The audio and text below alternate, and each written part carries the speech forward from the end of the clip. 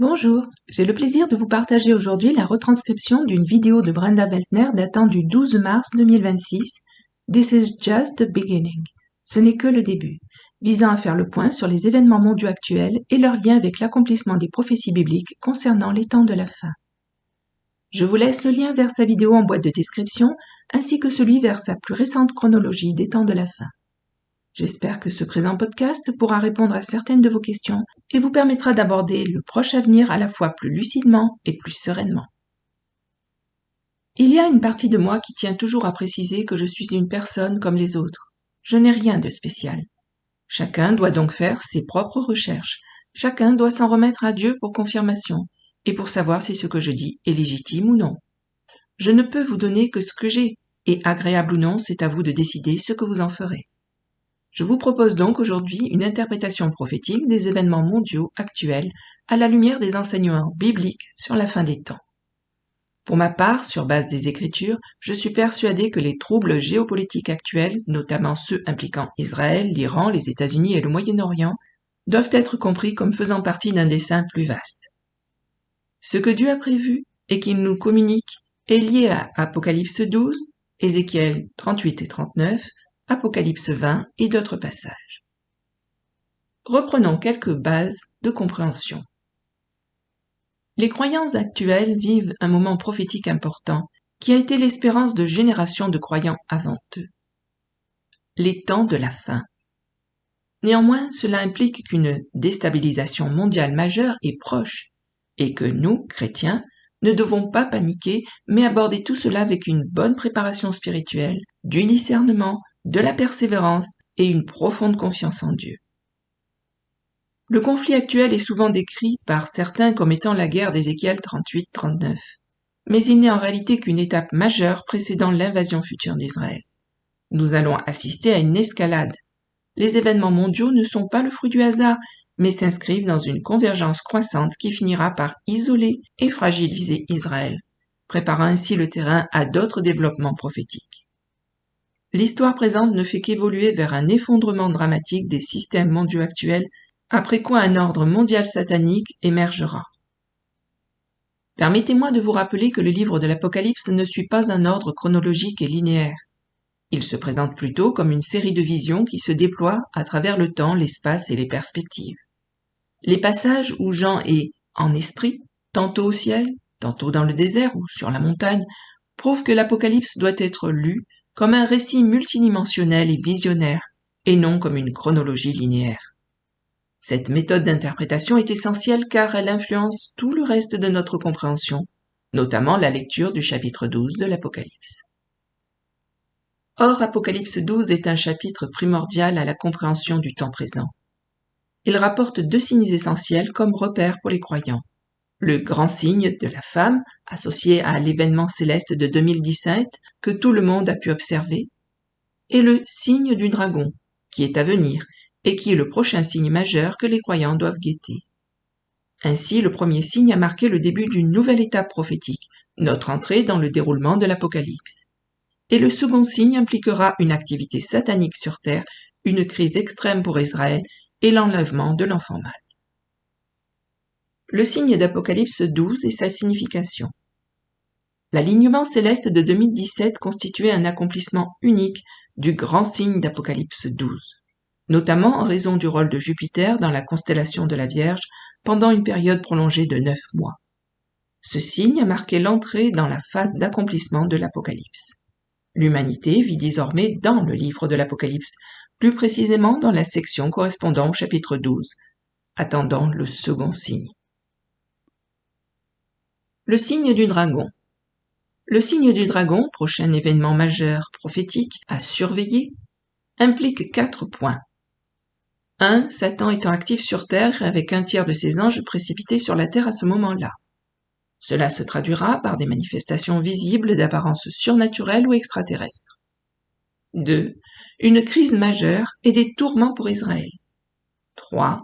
L'enlèvement de l'enfant mâle. Il s'agit des croyants fidèles.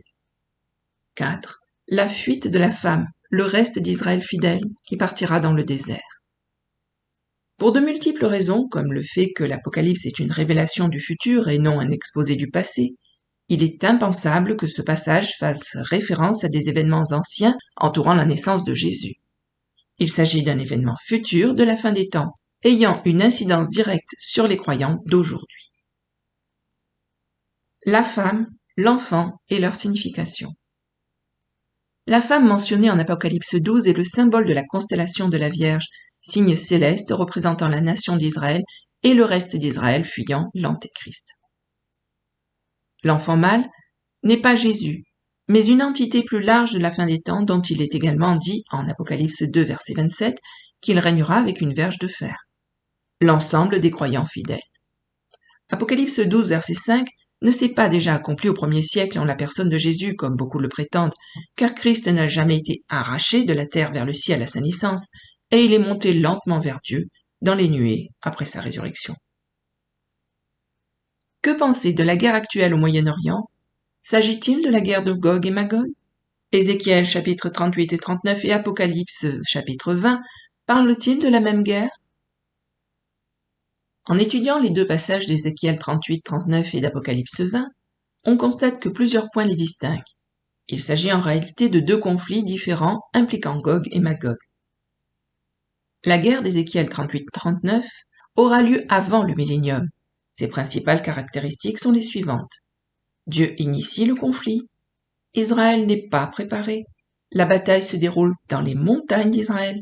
Les envahisseurs viennent pour piller et prendre le contrôle. Les conséquences comprennent 7 ans d'incinération des armes et 7 mois pour enterrer les morts. La guerre d'Apocalypse 20 aura lieu après le millénium. Ses principales caractéristiques sont les suivantes. Satan déclenche le conflit. Les nations sont trompées par Satan. L'attaque se propage à travers une vaste plaine en Israël. La cible est la ville bien-aimée, Jérusalem, et le camp des saints. Elle se conclut directement par le jugement dernier, puis la nouvelle création. Il ne s'agit donc visiblement pas de la même guerre, même si Apocalypse 20 fait quelque part allusion ou référence à Ézéchiel 38-39. Ces deux passages décrivent bien des batailles différentes, séparées par le millénium. La guerre actuelle n'est pas la guerre d'Ézéchiel, mais il faut la considérer comme un prélude. Comment Israël, symbolisé par la femme en travail, va-t-il se retrouver dans l'étau de la guerre terrible d'Ézéchiel 38-39? L'isolement d'Israël apparaît comme une nécessité prophétique. En effet, Israël doit finalement se retrouver seul pour que les prophéties se réalisent comme prévu. Étant donné que les États-Unis sont actuellement le plus fidèle allié d'Israël, il me semble logique que l'Amérique doive être affaiblie, épuisée ou submergée au point de ne plus pouvoir intervenir efficacement. Cela constitue la base d'un scénario géopolitique plus vaste impliquant un conflit prolongé avec l'Iran, une forte diminution des capacités militaires américaines, la destruction ou la mise hors service d'actifs américains au Moyen-Orient, des perturbations économiques dues au blocage des points de passage stratégiques du pétrole tels que le détroit d'Ormuz, une crise intérieure aux États-Unis et l'opportunisme futur de la Russie, de la Chine et des puissances alliées. Que se profile-t-il à notre horizon? L'effondrement du système mondial actuel est à prévoir. L'ordre international actuel, celui du mystère Babylone la Grande ou système de la grande prostituée d'Apocalypse 17, doit s'effondrer avant que la bête ne puisse pleinement se manifester. Cela implique l'humiliation des puissances mondiales dominantes telles que les États-Unis, l'Europe et la Russie. Mais la Chine et les puissances orientales, les rois venus de l'Orient d'Apocalypse 16 verset 12, resteront, semble-t-il, des acteurs majeurs dans le futur ordre mondial. Cet effondrement de la civilisation occidentale sera à la fois politique et spirituel. Non seulement nous allons assister à la chute des nations, mais aussi au démantèlement du système de contrôle de Babylone, un système très ancien, remontant à la tour de Babel. Plusieurs passages bibliques structurent et orientent le message de l'ensemble de ce discours. Apocalypse 12 est le cadre central pour les deux signes, celui de la femme et celui du dragon, et pour l'avenir de l'enfant mâle. Ézéchiel 38 et 39 décrivent la guerre de Gog avant le millénium. Apocalypse 20 permet de distinguer le conflit ultérieur, dit de Gog et Magog, après le millénium. Apocalypse 17 et 21 appuient l'affirmation selon laquelle Jean est transporté dans différents lieux et époques en vision. 2 Pierre 3 décrit les signes de la venue du jour du Seigneur. Amos 3 étaye l'idée que Dieu révèle ses plans à ses serviteurs. Jean 15 prouve que Jésus confie ses projets à ses amis. 1 Thessaloniciens parle de l'annonce de paix et sécurité en lien direct avec la destruction soudaine. Selon moi, cette expression paix et sécurité fait référence non pas à un monde paisible avant le départ des croyants, mais au faux sentiment de sécurité qui se répandra ultérieurement parmi les disciples de la bête. La traversée du désert durant 40 ans par Israël, rapportée dans l'Ancien Testament, sert de modèle de la sollicitude de Dieu envers les croyants en temps de crise. Et enfin, se pencher sur l'étude du tabernacle de David apporte un éclairage dans les discussions sur le temple de la fin des temps. On entend souvent parler d'un temple reconstruit sur le mont du Temple, et peut-être y en aura-t-il un, mais je crois que le 3e temple est plutôt en lien étroit avec le tabernacle de David et le mont Sion. Ainsi, d'un point de vue pratique, les Écritures nous enseignent que Dieu donne des signes pour que son peuple ne soit pas pris au dépourvu. Les croyants doivent s'attendre à des difficultés avant la délivrance. Les chrétiens doivent développer une relation réelle et personnelle avec Dieu. Dieu pourvoira aux besoins de son peuple, le protégera et le soutiendra dans les épreuves. Et l'espoir, la foi et la persévérance sont essentiels pour les jours à venir. Et sur le plan prophétique, on a vu que le signe de 2017 avait une signification prophétique, le signe du dragon est encore à venir, l'Apocalypse n'est pas chronologique, la guerre d'Ézéchiel est encore à venir, l'Amérique sera terrassée avant les événements finaux de la fin des temps, un événement surnaturel visible impliquant des anges déchus est imminent, et le rassemblement des croyants pour le premier enlèvement, celui de l'enfant mâle, a lieu après le signe du dragon, mais avant les terribles événements des 7 sceaux, des 7 trompettes et des 7 coupes. Je partage avec vous ce que je pense comme très possible pour la suite des événements de l'actualité. L'Iran pourrait être utilisé pour affaiblir militairement les États-Unis. Le détroit d'Ormuz pourrait jouer un rôle central dans l'effondrement mondial. Les crises intérieures aux États-Unis peuvent inclure des impulsions magnétiques, des incidents biologiques ou chimiques, des émeutes ou des attaques de cellules dormantes, voire des attaques sous faux drapeau.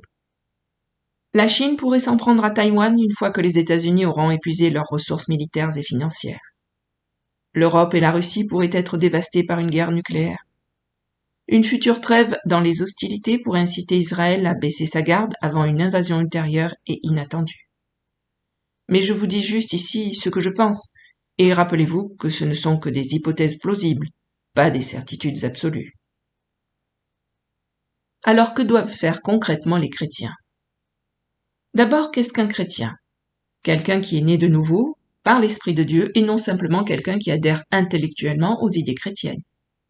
Les chrétiens devraient rechercher Dieu personnellement, se préparer spirituellement, garder les pieds sur terre et faire confiance à Dieu pour une direction individuelle plutôt que de se fier à des conseils de préparation standardisés. Priez et laissez Dieu vous guider. Il vous a doté d'une intelligence très utile pour anticiper et gérer l'avenir, mais aussi de son Saint-Esprit qui donne paix, sagesse et discernement. À vous de les utiliser. 1. Ne paniquez pas, mais ne restez pas non plus spirituellement passif. Mon rôle ne consiste pas seulement à décrire les prophéties, mais aussi à inciter les croyants à prendre leur relation avec Dieu au sérieux. L'avenir va être intense et perturbateur, et une foi superficielle sera insuffisante. 2. Développer le discernement spirituel, parce que les événements à venir peuvent prendre une allure étrange, inhabituelle et surprenante, comme ressembler à des extraterrestres, à des perturbations cosmiques, à une guerre mondiale ou à une tromperie surnaturelle. Les croyants doivent comprendre au mieux les prophéties bibliques, afin de reconnaître ce qu'ils voient. 3. Attendez-vous à une épreuve avant la délivrance. Les croyants ne doivent pas présumer qu'ils échapperont à toutes les épreuves avant que les événements de la fin des temps ne s'intensifient. Au contraire, ils doivent se préparer à la mise à l'épreuve, à la persécution, à la confusion et à la pression. La plupart des gens ont tendance à voir les événements prophétiques sous un jour favorable. Ils ont tendance à considérer la fin des temps sous le seul prisme de l'enlèvement, et donc comme un événement heureux pour eux. Ils ne l'aperçoivent pas dans le contexte de périodes terribles. Ils n'imaginent pas que nous allons assister à l'équivalent d'une invasion extraterrestre, à d'immenses pluies de météorites, à une guerre mondiale, à l'effondrement des économies mondiales et de plusieurs puissances mondiales comme les États-Unis. Les gens n'y pensent pas de cette façon. Ils pensent que les croyants seront partis avant que tout cela n'arrive. Mais ce ne sera pas le cas. Ce que nous avons tendance à faire en tant qu'êtres humains, c'est que nous n'aimons pas penser aux mauvaises choses. Nous avons donc tendance à interpréter les prophéties de manière optimiste. Prenons un exemple de tendance positive face aux prophéties. Prenons l'exemple de Marie, la mère de Jésus. Devenir la mère du Messie était le rêve de la plupart des jeunes filles juives. C'était leur désir, leur prière, leur espoir, et elles voyaient en cela une chose merveilleuse et positive. Elles ne pouvaient imaginer le moindre inconvénient. De leur point de vue, tout était idyllique. Mais réfléchissez, être la mère du Messie comportait aussi un revers. Il suffit de demander à Marie. Elle porterait toujours le stigmate d'une femme tombée enceinte hors mariage, le stigmate d'une femme ayant donné naissance à un enfant à la paternité douteuse. Elle traînerait toujours la stigmatisation de quelqu'un à la réputation suspecte. De plus, alors qu'elle était en fin de grossesse, elle a dû faire des kilomètres de route cahoteuse à dos d'âne pour se rendre à Bethléem. Le trajet de Nazareth à Bethléem est vraiment un long voyage, une bonne centaine de kilomètres, et peu agréable pour une femme enceinte de 9 mois. Cela a dû être ni facile ni très réjouissant. En outre, arrivée là-bas, il n'y avait aucun endroit où elle pouvait accoucher, jusqu'à ce que quelqu'un lui propose pour se loger et accoucher un endroit à l'écart, probablement une grotte où l'on gardait des brebis. Enfin plus tard, lorsque elle et Joseph ont amené Jésus au temple, Siméon fit une merveilleuse prophétie et Anne, la prophétesse, parla aussi au sujet de Jésus. Mais voilà que Siméon se tourne vers Marie et lui dit « Une épée te transpercera l'âme ». Voilà cette jeune femme qui ne doit pas avoir 20 ans et qui est la mère du Messie. Tout cela paraît bien étrange. Voilà quelqu'un qui prophétise des choses merveilleuses et qui dit ensuite « Écoute, une épée va te transpercer l'âme ». Mon Dieu, rien que d'y penser, ça me brise le cœur. Puis de retour à Bethléem, elle apprend qu'Hérode, l'un des dirigeants les plus puissants de la région, met un contrat sur son bébé. Elle doit se lever en pleine nuit avec son mari, qui a fait un rêve, et partir pour l'Égypte, un endroit où bien sûr il y a des Juifs, des expatriés, car beaucoup de Juifs vivaient en Égypte. Mais elle va être loin de chez elle, de ses parents, de ses amis. Elle va devoir se débrouiller pour élever son enfant sans les conseils ni l'aide de sa famille. Vous vous imaginez un peu à sa place? Vous avez votre nouveau-né, et vous savez que quelqu'un veut le tuer. Et pour finir, Jésus grandit. Il a des disciples et un ministère. Il guérit les malades, il ressuscite les morts. Puis il le crucifie. Vous êtes là, au pied de la croix, sentant cette épée vous transpercer le cœur. Personne n'a dit à ces jeunes femmes qui priaient pour être la mère du Messie qu'elles verraient leur fils mourir sur une croix romaine. Dieu est toujours franc avec nous. Il l'a été avec Marie, d'accord? Il a été franc avec elle. Il a fait dire à Siméon, écoute, ça va être dur, ça va être vraiment très dur pour toi. Dieu est franc avec nous aussi. Il va nous dire les choses telles qu'elles sont. Il ne va rien enjoliver. Il ne va pas nous donner une version fantasmée des derniers jours et de notre enlèvement. Il y aura une période de grandes épreuves pour les croyants avant notre enlèvement. Il y aura une persécution mondiale des croyants.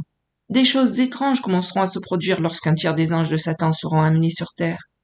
L'arrivée des anges déchus fait partie du signe du dragon. Les signes sont visibles, ils sont concrets, ils sont vérifiables. Vous n'aurez pas besoin de demander si c'est bien cela. Lorsque vous verrez ce signe, vous le reconnaîtrez. Ce type d'événement peut être vérifié et documenté par des informations sûres. Mais la question est, savez-vous ce que signifie ce signe? Saurez-vous ce que cela signifiera lorsque vous verrez ces extraterrestres, ces anges déchus, ces météores et tout ce qui va s'écraser sur Terre comme des centaines de satellites par exemple? Vous et moi, nous savons ce que cela signifie. Nous savons que cela signifie que nous sommes sur le point de quitter cet endroit.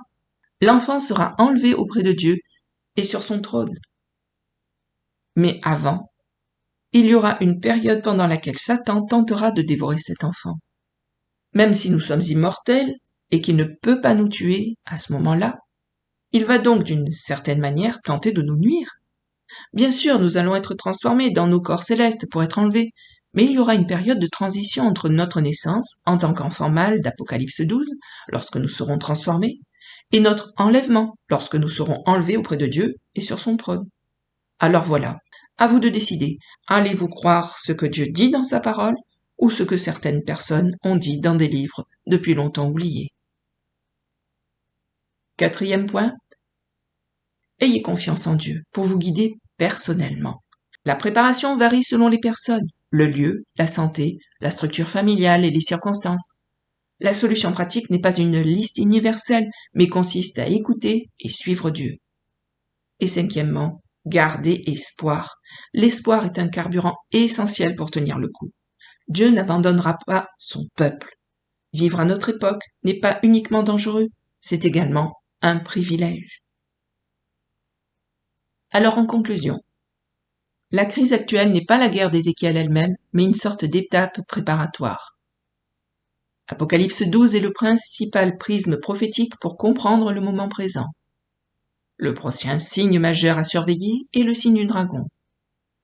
Puisqu'Israël finira par se retrouver sans aide terrestre efficace, il faut donc s'attendre à ce que les États-Unis et les puissances mondiales actuelles soient affaiblis et humiliés.